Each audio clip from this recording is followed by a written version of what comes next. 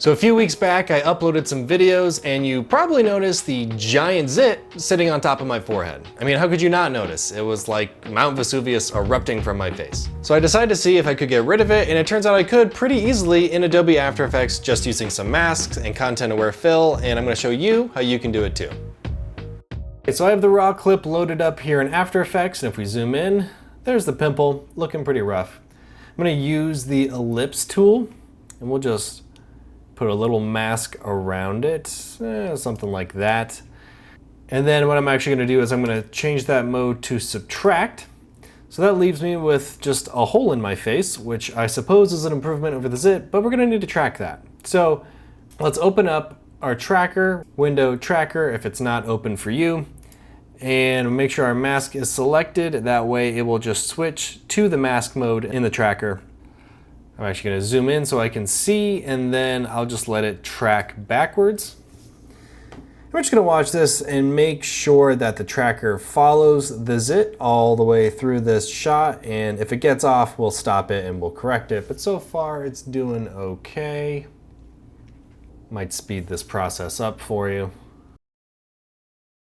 All right, go forward those last couple frames. All right. Our track looks pretty good.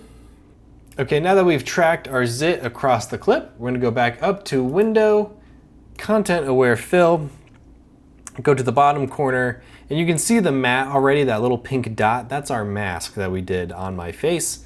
And by default, it's probably set to Object, but we're gonna set it to Surface because it's literally like the surface of my skin. So next, we're gonna create a reference frame. And what this does, if I click it, it's gonna open up this frame in Photoshop. And as you can see, it brought in this frame, but it cut that mask out, so we just have a hole, a transparent hole in the shot. And now we can fill that in. I'm just gonna use the regular ellipse tool again, and we'll just select around it, right click, go to Content Aware Fill. You can see all this green is kind of where Photoshop is looking to figure out what to reference to fill it in. I'm just gonna erase around my eyebrow here. That way Photoshop doesn't think that it should reference that. And now we can preview it over here, and that looks pretty dang good. So before we click OK, I just wanna make sure these output settings, you're gonna want that set to the current layer. We don't want it to create a new layer on top. So hit OK, because this reference layer is what After Effects is looking at. I'm gonna deselect, we'll save it out. Okay, now I'm back in After Effects, and you can see our reference frame is in, and I don't have a hole in my head anymore. You'll notice this is a Photoshop file I actually cut. I had to relink. Sometimes After Effects and Photoshop seem to not talk to each other well enough. So if you save your frame but it's still black in After Effects, then you might just need to find it and relink it back to the Photoshop file. Not a big deal. So now we can go down to Content Aware Fill, have this selected, and we'll just click Generate Fill Layer.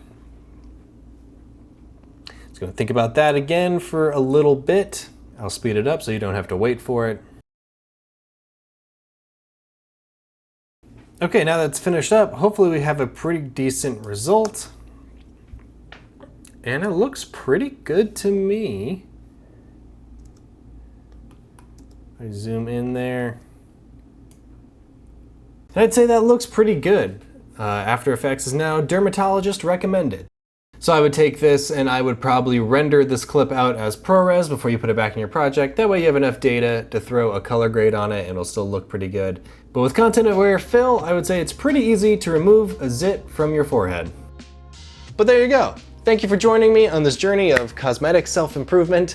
And if you want to see the zit in its full glory, it was actually a DaVinci Resolve video about getting accurate colors, so you can check that out right here. And if you want more After Effects content, I did a video a little while ago about my favorite free plugins that I use in After Effects. That's right here. So go check those out, and I will catch you in the next one.